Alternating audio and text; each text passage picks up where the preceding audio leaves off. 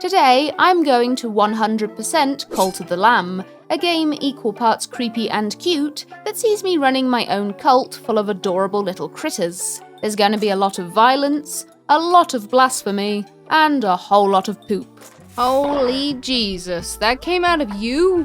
So the challenge began, and I was already off to a bad start. These 4 goobers were the bishops of the old faith. They feared a prophecy being fulfilled involving me and my woolly kind, which meant every lamb was slaughtered in true biblical fashion, until I was the very last. But as the executioner's axe swung down to end my fluffy, adorable life, I was suddenly transported to an unknown realm. Here I met the one who waits, who told me that by killing me, the bishops had unintentionally fulfilled the prophecy anyway, herpadur. He then struck a deal, offering to resurrect me as long as I would use my precious new life to start a cult in his name. I like how my options are yes or really yes.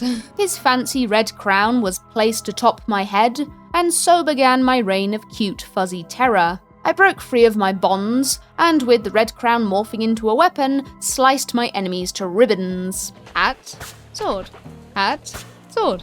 Love it. I then met up with a kooky guy called Rateau, the one who waits previous vessel, who was let go due to past mistakes. Clearly, he took the rejection very well. He would teach me the finer art of cult running, but not before I made my way through this deadly forest, slaying monsters and beating up bad guys to free my first follower. Hello, I've come to rescue you. Do not resist.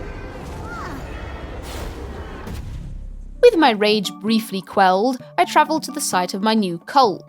The newly named Patty was suitably clothed and told to chop down some trees. Meanwhile, I got to work crafting a cooking fire and serving up some delicious berries. It's got that fibre that followers crave. Rateau told me a shrine must be built, but first we'd need more followers and gold from crusades. So I made my way into the deep, dark beyond. Here I found different coloured doors, each linked to a bishop.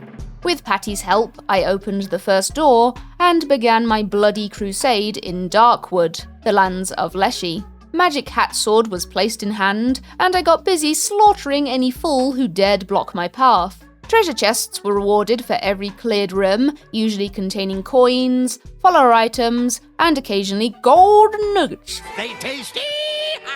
The end of each section rewarded me with a better chest. This is where I found my first tarot card, followed shortly after by a meeting with Clawneck, a chill bird dude who happily shared more tarot cards for my collection. My next port of call was a shop with a cat symbol, where I found this absolute unit called Fornius. Northwest Polo, Castle Polo, Hot Polo. Hot Polo. I love the voice acting. I bought a follower form off him because one can never have too many cute critters. Nada, What, you don't want a hug? nada, nada, nada. I finally made it to the last room, where I found Leshy in the fleshy, turning one of his followers into a hideous abomination.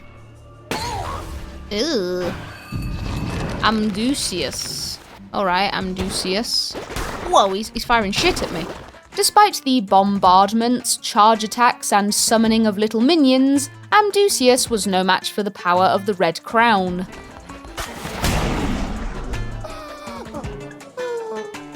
You got legs on your hood. On your hood? You got eggs on your hood, my dude. I'd have to defeat a couple more mini-bosses if I wanted to face Leshy, but for now, it was back to camp. Amdusius was sent to collect stone, and with the gold I'd appropriated on my crusade, I built a glorious statue in my image. Rateau brought another initiate to pray before my wooden likeness, and the devotion they generated turned into spendable divine inspiration. With it, I unlocked and built the temple, a building that would allow me to perform all manner of unholy deeds. I performed my first sermon, which drew power from my followers, and allowed me to buy a permanent health upgrade.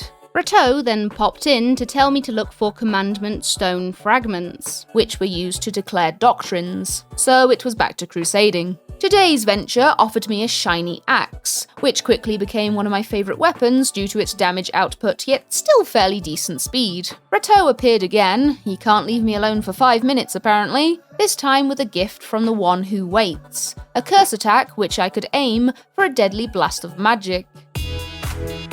Like the weapons, curses come in different varieties and have different effects. They did, however, use fervor as a resource, so I couldn't spam them indefinitely. At least not until I got some very OP tarot cards. Further into the Darkwood, I came across a new chirpy fellow. After sharing some history about the land, Harrow fluttered off, leaving me to pocket these fragments and finish my first commandment stone. Then it was time to face another mini-boss. Valia. I couldn't read your name. Falafar liked to bounce around and spit fireballs, but no amount of boinging could stop them falling to the power of the Red Crown. Back at Cult Camp, it was time to declare my first doctrine. I was rewarded the Bonfire Ritual, a special event that would see my followers dance merrily around a fire to generate faith. Rituals required the bones of my enemies, however, so I'd need to do a lot more killing. Outside, I noticed a poop that I diligently cleaned up. The game then warned me too much icky stuff left fermenting would result in my followers getting sick. So another micromanaging task to keep on top of every day. Don't do it. Don't do it. You little... Don't you... Oh, I just cleaned. Night fell, and my followers, being the whingy little buggers they were, complained about a lack of beds. So I built sleeping bags to tie them over for the time being. They're not great because they break really easily, but it's all I had, so they'd have to make do. Yes, come, my children, come to bed.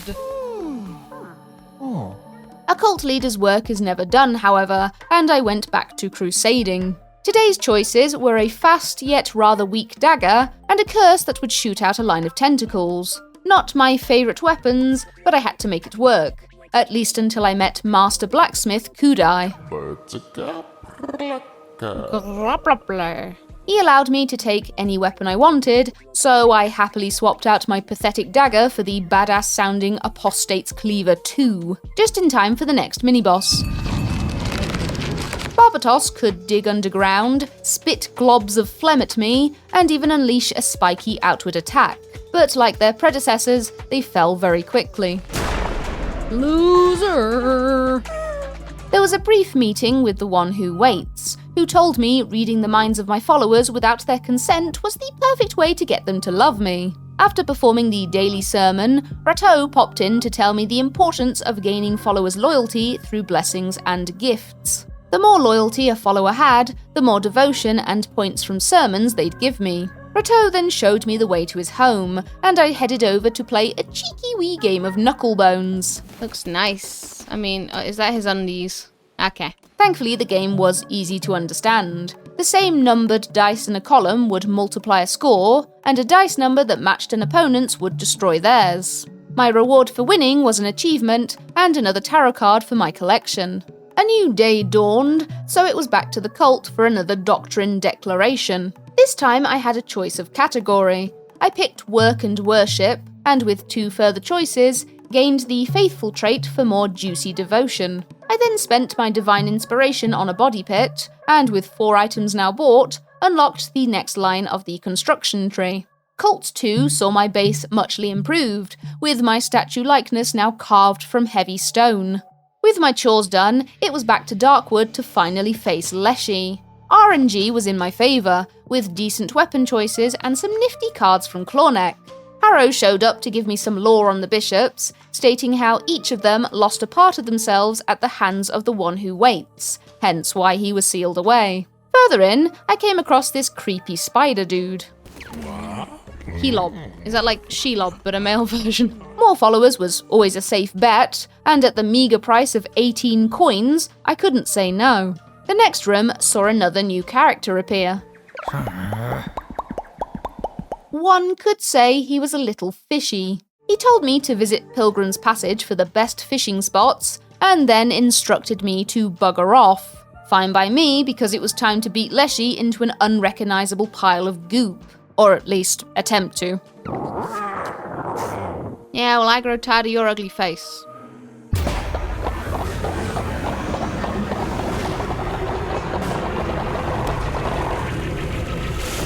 Oh, there's more to him than I thought. Leshy was every mini-boss I'd faced thrown into one, so lots of projectiles, minions, and spikes to avoid. I also realised how difficult dodging could be with the isometric camera view. Now, where's the gap? Where's the gap? Where's the gap? Where's the gap? Gap. Can you see the gap? Oh my god, that's like barely there. Despite the camera issues and sickness-inducing screen shake, I managed to land the killing blow completely unscathed. Oh, yes, baby! Defeat Leshy and beat Leshy without taking damage. Oh my goodness. I pocketed his still beating heart and headed back to cult camp, showing my followers the spoils of war. But there's never a moment's peace when you're running a cult. Well, I'm doing my best. You know, I'm out doing stuff while you're shitting everywhere, so... At the temple, I cashed in Leshy's heart for a crown ability. There were 4 options to choose from, so 1 for every bishop's heart, but in all honesty, none of them was super exciting, and I didn't make much use of the abilities throughout the game. I headed back into Darkwood because a follower insisted I pick some flowers for them, and found everything hit a lot harder. I did get new weapons in the form of these bitch-slapping hands, and a curse that could be aimed and thrown. I got the chance to test them out when I unknowingly teleported back into the Leshy fight. I'm too weak. Well, that was silly of me, but at least I got a pile of hay out of it. Another meeting with the One Who Waits saw me unlock the Sacrifice of the Flesh ritual, and I finally had enough followers to open the door to Enora, the lands of Heket. But I couldn't go there yet because I had to pick more flowers. There was an entirely new mini-boss waiting in the final room. Witness Ageri's main attack was a short charge forwards, which seemed surprisingly reckless for someone made of mostly eyeballs. A new reward was given from the chest, but I had absolutely no clue what it was for. And despite the fact I could continue my run, my followers were so inept at looking after themselves, I had to head back to the cult. I unlocked the lumberyard, gave Patty their stupid flowers, and completed the daily sermon to learn yet another ability. I also felt it was time to sacrifice one of my loyal followers to the demons below. Well, I mean, let's just say it this way. You were probably going to die of old age in, 30 years.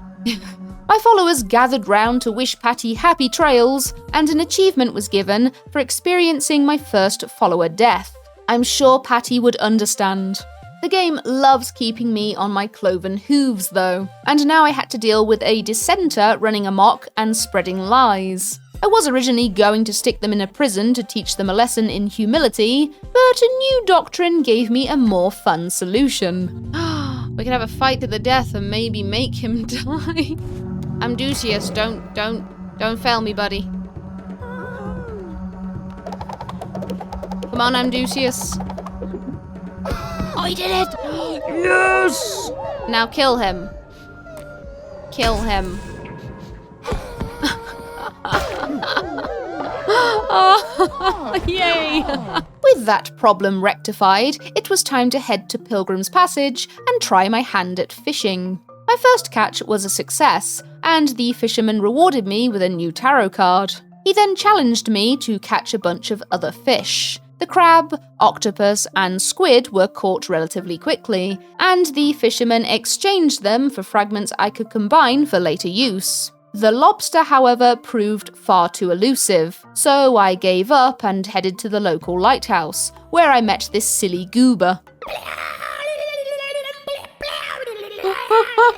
A lighthouse which does not light is a bit of a problem, so I helped them out and netted myself an achievement in the process. This also opened some new shops where I gleefully spent my pennies on every tarot card available. And now it was time to head into Enora. By this point, the process of slaughtering my enemies and collecting their goodies was fairly routine, but the game spiced up my visit with a new character.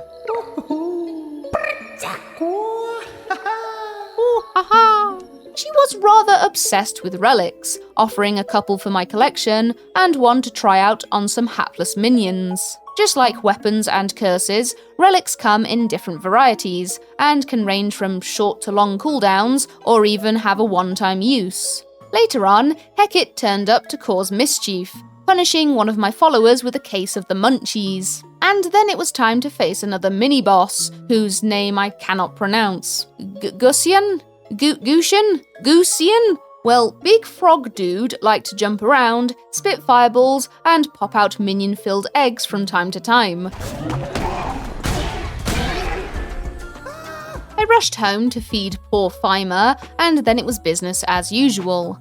I constructed the refinery, which would be used to turn materials into better versions that were needed for later buildings. It was also time for Valafar to retire. Old followers wouldn't be able to work, so I'd need to keep a steady stream of fresh meat coming through the door. Conveniently, my next doctrine ended up being the belief in afterlife trait, and then, just for funsies, I sent Valafar off to a better place. A nice farm in the sky with plenty of space for him to run around, I'm sure. I headed back to Pilgrim's Passage to see if I could catch that darn lobster, but no luck yet again. Come on, lobster, I need you. Ah. I did, however, earn one of the best relics in the game, so it wasn't a total waste of time. Back at the cult, I found Amdusius being a naughty little sod, which gave me the perfect opportunity to test my new prison. You'll stay there until you learn your lesson. Yep, go laugh at him, guys. Back in Anora, I came across some fun guys, tee-hee-hee. They told me they were looking for mushrooms under orders by a chap named Sozo, and showed me where to find their base of operations. Sorry. I eventually made it to the next mini-boss. Elagos had one mean charge attack that would burst forth a spreading arc of fireballs. On top of that, they could summon a swarm of flies to do their bidding, which I'm sure would be a nightmare to deal with using a slower or weaker weapon. I then checked out Spore Grotto, finding yet more lovely tarot cards to add to my collection, as well as the aforementioned Sozo. Blah blah bloofgo. Blah blah bloofgo. You'll speak like Sims. It was clear this guy had a little bit of an obsession with mushrooms, and after feeding his addiction, he offered me one of those fragments I'd previously got from the fisherman.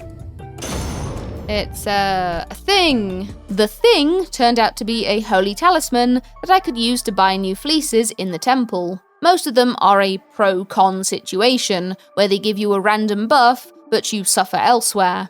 I chose the golden fleece that would increase my damage after every kill, but taking a hit would reset the buff, and I'd take double damage to boot. I then got busy building a confession booth, where I could send my followers to tell me their deepest, darkest secrets. A subsequent trip back to Anora saw Heket curse my followers with hunger yet again. Joke's on you, lady, they eat their own poop. I took my anger out on her next henchman, another frog mini-boss with, you guessed it, jump attacks and fly minions, though these ones were decidedly more explosive. I rushed home to feed my hungry little idiots, and then it was time to answer an important question. What to do with the rotting corpse of a once loyal follower? Well, no one's looking.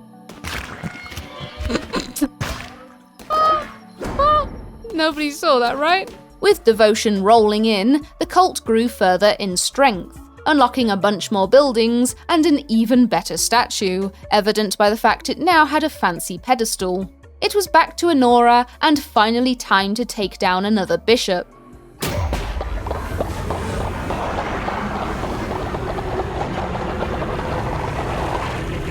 It's a big old froggo. Ugh.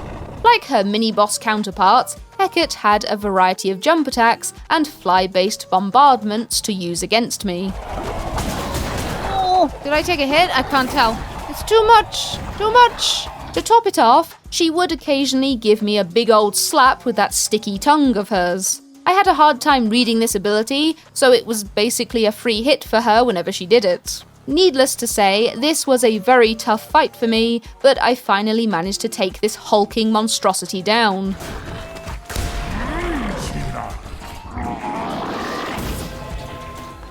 I pocketed her heart and headed back home to tell my followers how amazing I was. A confession with Amdusius saw him reach the final stage of loyalty, and he begged me to turn him into a disciple. Does he get a fancy hat as well? Or new clothes? He gets a little halo! Oh, that's kinda cute. And now it was time to visit Anchor Deep, the lands of Kallamar. I got an entirely new weapon in the form of a hammer. It was devastatingly powerful, yet extremely slow, with the range surprisingly small for such a sluggish weapon. And of course, I had to have the obligatory meeting with the resident bishop, who placed a disease upon one of my followers. I don't feel so good, Mr. Stark. Oh, great. Okay, well, he vomited on your shoes. I just want you to know. I eventually made it to the next mini-boss. Salios had the annoying habit of launching themselves across the room towards me, and if that didn't work, they went for the old spikes under the floor trick. Fortunately, the hammer, while slow-moving, proved to be fairly effective at taking chunks out of Salios's health. I headed home to send the poor sickly Merba to bed, and got to work with my usual chores. Oh my god, everyone's pooping out. There's 3 outhouses. Why are you pooping on the floor? I hadn't visited Spore Grotto for a while, so I headed there to sate Sozo's mushroom fix, to which he taught me a new ritual. So what do you mean they will do whatever Sozo says? Shouldn't they be doing whatever I say? I made the final upgrade to the cult, giving me the biggest, shiniest statue money could buy, and a new achievement.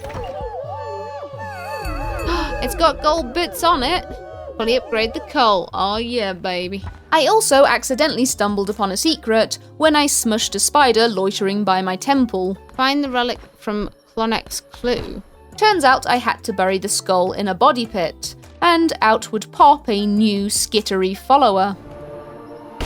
Oh hello. Oh, it's a proper spider follower. Wait, what? Congratulations, you have now unlocked penitence mode when starting. What's penitence mode? Whoa. I then thought it would be fun to try out that new mushroom ritual. A stoned worker is a happy worker after all. I went back to Sozo to tell him his trippy mushrooms were a huge success, and he gave me another piece of a holy talisman. He also handed me a blueprint for a sculpture, telling me to build it in exchange for one last gift. I headed back to Enora to fight Witness Bathin, taking the time to appreciate their tiny little dangling frog legs. And with 375% damage thanks to my golden fleece, they were quickly turned into paste. Feeling overconfident, I went to take on Heket in the hopes of scoring a no-damage achievement. I did it! Oh my god, I can't believe it. Beat Heket without taking damage. Oh gosh. Oh my gosh, what happened while I've been gone? Needless to say, Cult Camp was a bit of a disaster. Dead bodies, vomit, and poop as far as the eye could see. Fema, no! Fema, I never knew how to say your name, but why? Followers dropping dead left, right, and centre was becoming a bit of an issue. Luckily, a new doctrine had the perfect solution.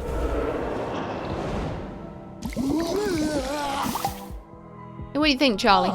I also built a demon summoning circle. It turned followers into demons that could fight with me in crusades, and the higher loyalty the follower, the better the demon.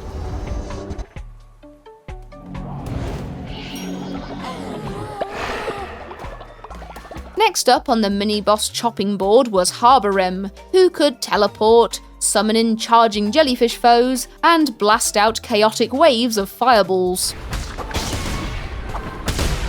Oh, that worked against him. I didn't realize his own enemies were... his own little allies were nifty. Then go rest. Yeah, thank you. After cleaning up the vomit on my hooves, I performed my daily sermon, and then declared a doctrine that gave me a ritual that would finally solve my fishing woes. Make special fish more likely to appear while fishing. Oh, well, I know what I'm doing. Oh, finally! Lobster! Very good, very good. Mer, I agree. Give it to me. Returning to Cult once more, I unlocked the last set of weapons, scoring an achievement in the process. I didn't really like the fleece choices, but I settled on the glass cannon fleece, which made my curses stronger and cheaper to cast, but halved my melee damage and health. The next run of Anchor Deep introduced me to my favourite character in the game. Howdy booty. Bee-haw. Oh, yeehaw. Babu, shbabu. Legally acquired goods does not sound very legal. Oh, of course, and it's called Smuggler's Sanctuary, so yeah. Next up was the mini-boss, and I hope you like fireballs, because that's all Bowsy Bub did. No minion spawns, no charge attacks, just a casual meander around the arena while they occasionally farted out projectiles. I then headed to Smuggler's Sanctuary, mainly because I wanted to listen to Plimbo's voice again. Bowdy booty, bowder. Come on, dee. Biddly boo. He asked me to bring him an Eye of a Witness, and I just so happened to have a couple on me, so I exchanged them for holy talisman pieces. I picked up some more tarot cards from the local dealer, as well as a couple new follower forms at the vending machine. Duck. Everyone loves a good duck. It was time to fry up some Kallamar, so I slogged my way through Anchor Deep once more.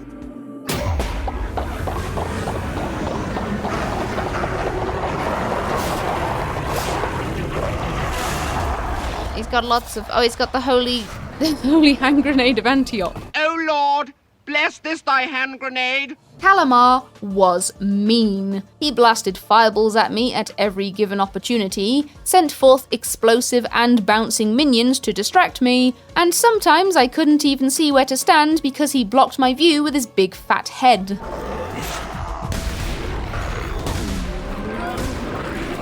Well, that's going to be an annoying one. Hear no evil, defeat Kallamar. Whoa, whoa, whoa, whoa, whoa, you should be gone now. I killed your master. Kallamar's heart was bagged and subsequently spent on a crown ability, to which the weirdest thing happened.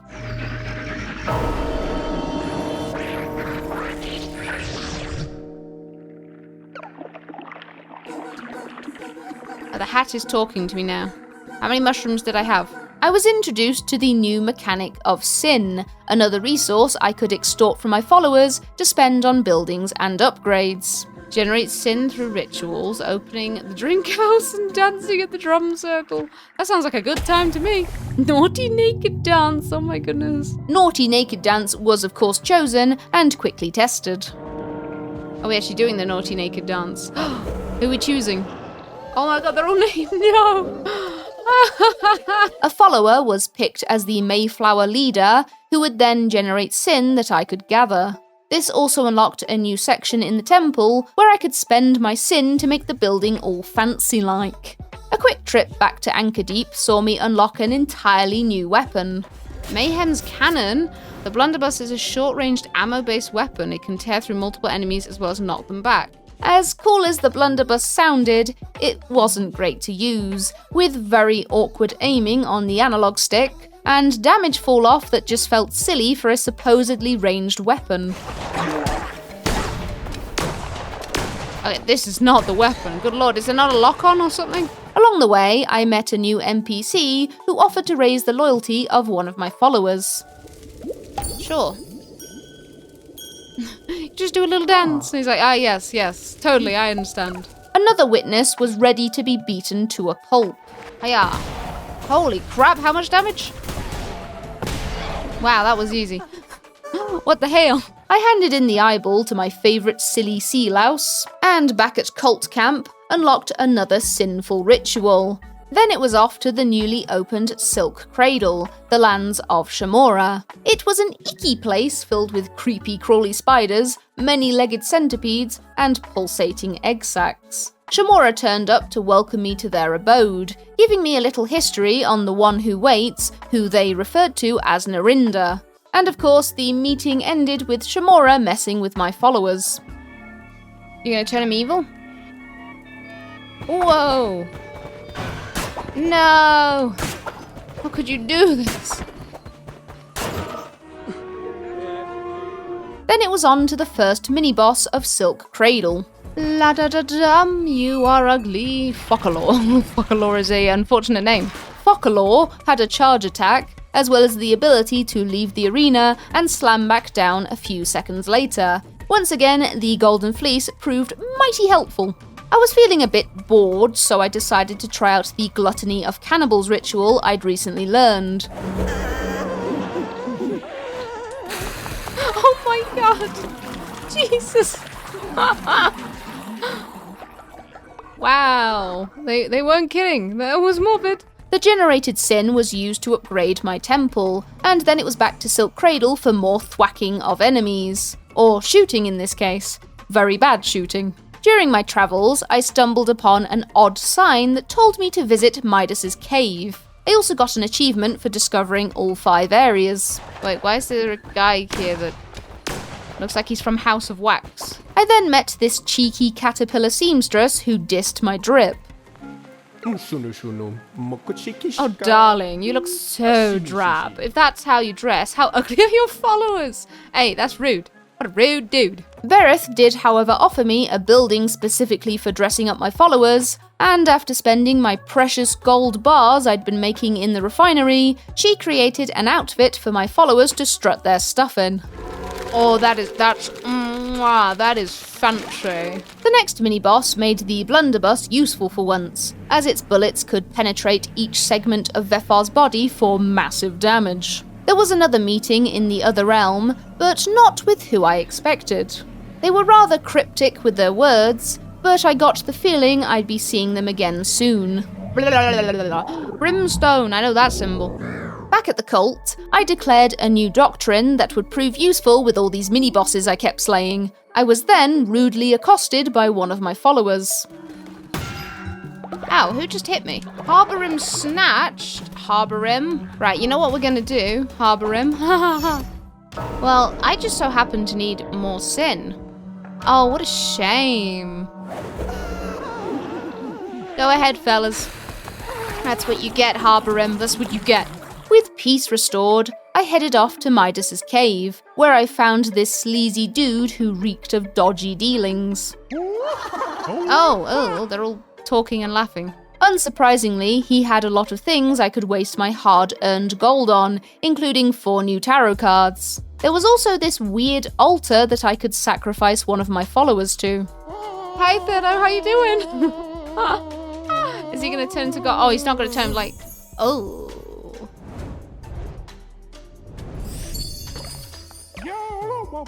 That was morbid. Morbid indeed, but it got me another holy talisman piece. So of course I just had to sacrifice 3 more followers to get them all. He looks like a Pikachu.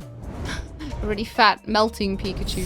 The sacrifice was well worth it, with a new fleece added to my wardrobe. My next doctrine declaration got me an achievement too, so I felt like I was making good progress. Then Shamura took me down a peg by turning not 1, but 2 of my followers evil.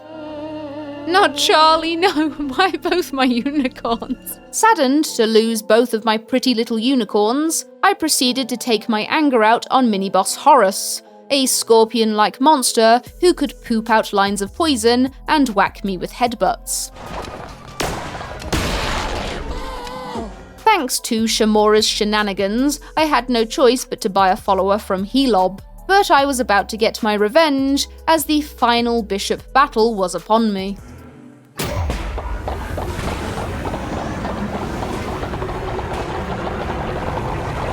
I expected more legs. Oh, okay, he's like, oh no, there's the legs. As one would expect from an 8-legged freak, Shamura was fast, not only chasing me down and attempting to slice me to bits, but also using the tried and true method of jumping out of the arena and body slamming on top of me. It was really hard to find time between their attacks to hit them, so all I could do was go in for a cheeky wee swipe and then run like hell. Then the unthinkable happened.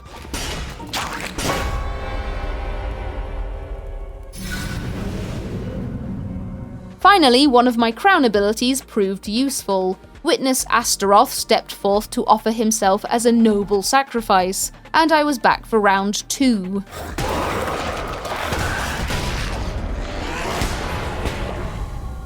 With all 4 bishops dead, I could finally enter the imposing door that had previously been chained. Oh. Are we the baddies? The final stage of Narinda's plan was coming to fruition, but we hit a snag along the way. Requires... you could have told me that before I did all this, for goodness sake. So the next few hours were dedicated to collecting as many new followers as possible, which mainly involved the mating tent and a whole lot of humpy-pumpy. Oh god, it's all glitched out. Oh no. Get out of there, dog person. I also spent the time grabbing a few other upgrades, netting an achievement for unlocking every curse in the game. Finally, the cult was back to full strength. Come on, people. Gather round, gather round. Let's do a little dance.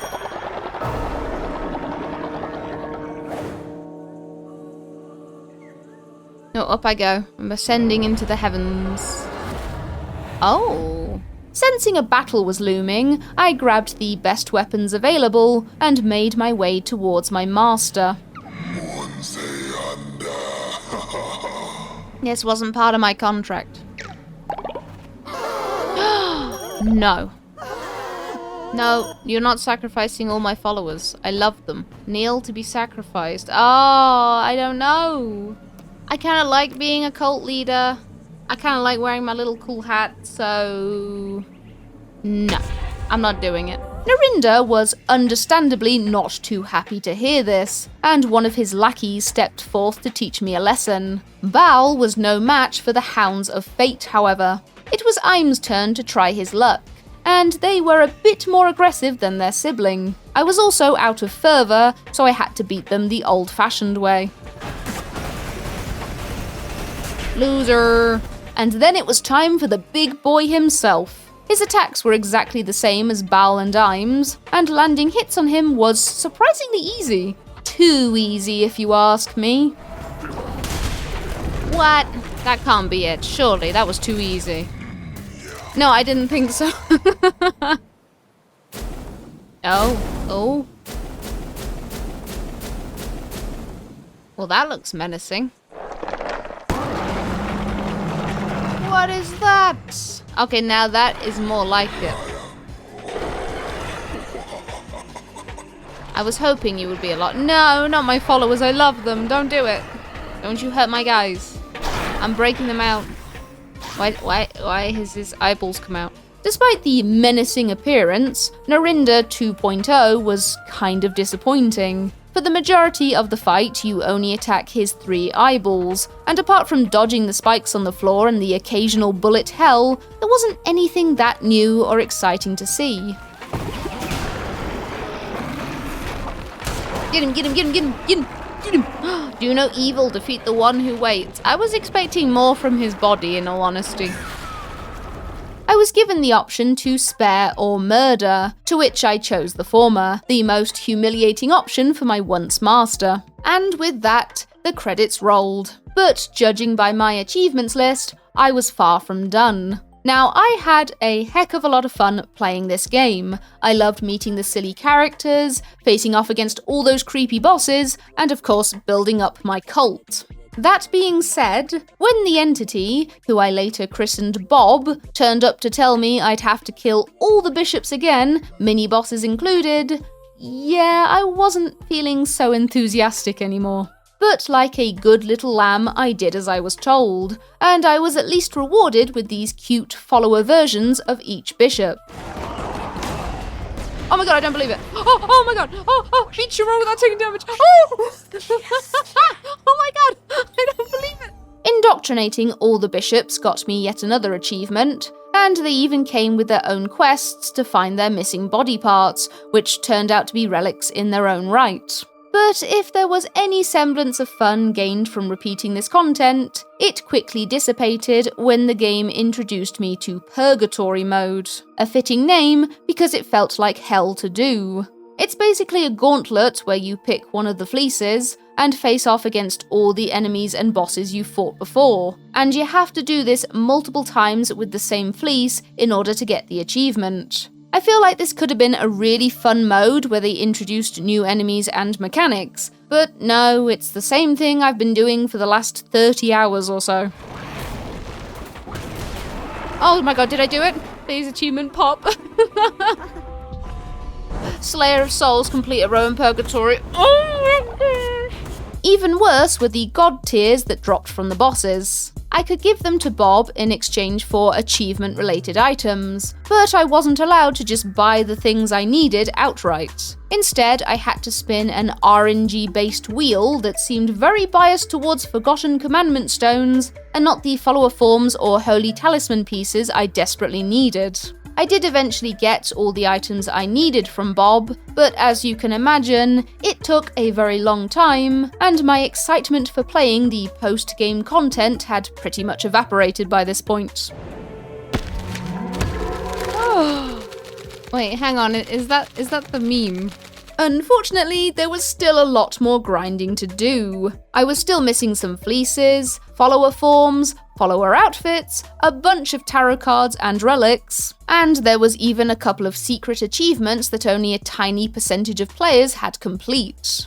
I'll start with the tarot cards as I was almost done with them anyway. One came from Helob after purchasing followers from him 3 times during Crusades, and the other I got for sparing the loser of the Fight Pit ritual. The relics took a bit longer, as there was an entire extra achievement tied to 2 of them. I had to sacrifice 2 followers wearing the light necklace and the dark necklace, one from Bob's spinny wheel. In return for sacrificing them, I got Narinda's 2 servants, Bal and Ime, as followers. I turned them both into demons, and then went on a crusade to find Fornius. Yippee! Aww. Oh. Oh. I pocketed 2 more relics, and scored the rare True Love Found achievement for my good deeds. Can I have a hug now? Nada, Oh, come on. nada. Weirdly, the last relic I needed was Kallamar's ear. I have no idea how I got this before Shamura's relic, and I can't find the relevant footage, but there we go, relic's done. Speaking of Kallamar, I decided to try my luck at that no damage achievement once more. Oh my god.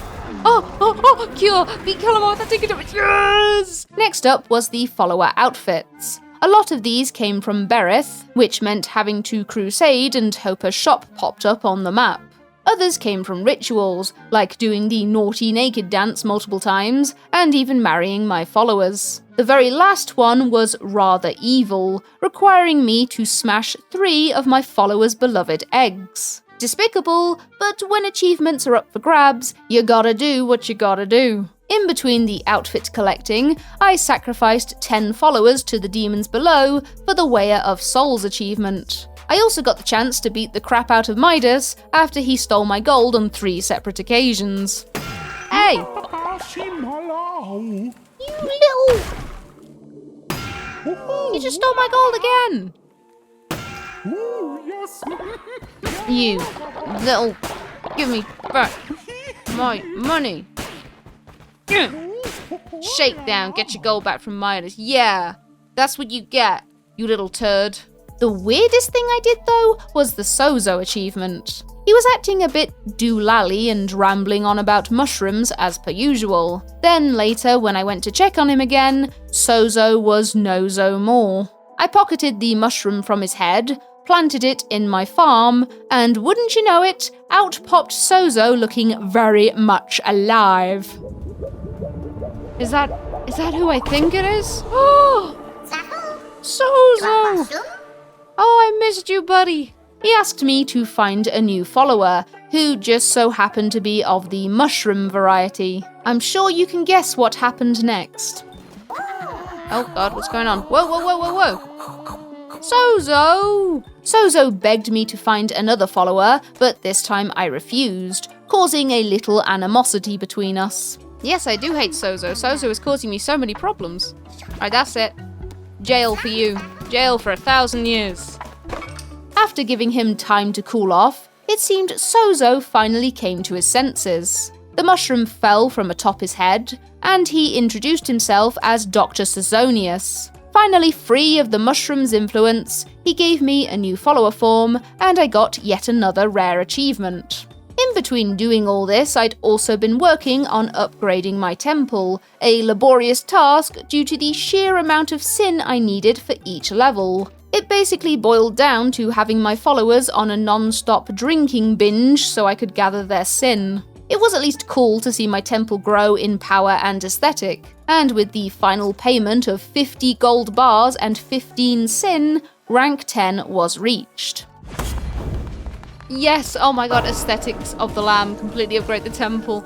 That was a grind and a half. Like, I don't know which was worse, that or the lore trying to find all that, which I still haven't done, actually. Ah yes, I haven't mentioned the lore yet. During Crusades, there's a chance to find secrets that explain some of the game's backstory. In total, there were 15 of these to find. 3 came from burial sites and had to be dug up. One was found in a location marked with meat, and another behind the bonfire next to Monch. The other 10 were all ancient tablets, hidden in a room that could only be opened by hitting a crowned statue. This crowned statue was very RNG. You can either find multiple during a single crusade, or if you're unlucky like me, none at all for 3 separate runs. It's made easier by having the telescope tarot card that reveals the map, but that's only if Clawneck is feeling kind enough to give it to you. After many hours of searching, I finally had them all, but I can totally understand why this is the lowest obtained achievement by all players. With that out of the way, it was back to focusing on follower forms and the last fleece I needed. Most of the forms were easy to obtain, I just had to know how to do it or where to go. The snail form was intriguing because I had to find 5 different snail statues and offer them a snail shell, which I'd unknowingly collected during my crusades. One of the forms, and the last fleece for that matter, were tied to the same event. When night fell, I had to look for a crescent moon symbol in each location, and then peer into the darkness. Then this creepy dude would appear and ask me to sacrifice something, offering me a holy talisman piece in return. First it was as simple as giving him a fish I'd caught. Next I found him at Spore Grotto, where he demanded I give him one of my followers. I had quite a few by this point, so I was happy to oblige. Next up was Smuggler's Sanctuary, where I had the choice of sacrificing 2 followers or half of one of my hearts. I had a lot of hearts after all my crusading, so again, this was an easy choice. Finally, I found him in Midas's cave, and this was the worst choice of all, because now he wanted Rateau. As much as I didn't want to sacrifice my old Knucklebones buddy, I did want those shiny achievements.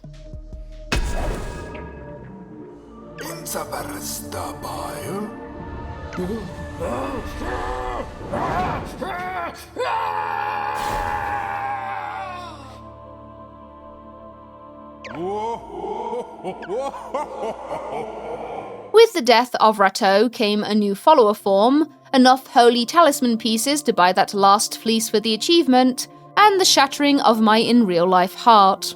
With that utterly odious deed done, all that was left was to make my followers bang many times in the hopes of finding golden eggs for the last few follower forms. Not surprising anyone, this was also very RNG based. Not only would my followers sometimes refuse to mate, even on a 94% goddamn chance, the odds of getting a golden egg were quite small. I didn't count how many eggs were laid, but it definitely took a good long while, and I started abusing the fast forwards mechanic that I'd only just learned existed. Yes! Oh my god, yes! That was a lot of RNG. I'm hoping this will just be the last form I need, otherwise I'm gonna cry. Yes! Full flock and local followskins godhood, no longer a servant, no less than a god. I did it! I 100% of the game! Yes! There we go, we'll call you Jimmy. There we go, thank you, Jimmy. Oh my god, it's finally done. Just have one quick look, just to be sure. Let's go global achievements. Tick, tick, tick, tick, tick, tick, tick, tick, tick, tick, tick, tick, tick. Yep. Oh my gosh, I am so happy. That took so long. And with that, my Cult of the Lamb 100% playthrough was officially over. Genuinely a very fun game that I think got bogged down with too much RNG by the end. I'm giving it a pass though because we do not have enough creepy/cute games, and it's honestly one of my favourite mashups. Anyway, if you enjoyed the video, let me know by leaving a like or a comment as it helps me beat the YouTube algorithm, and I'll see you in whatever I play next. Bye bye!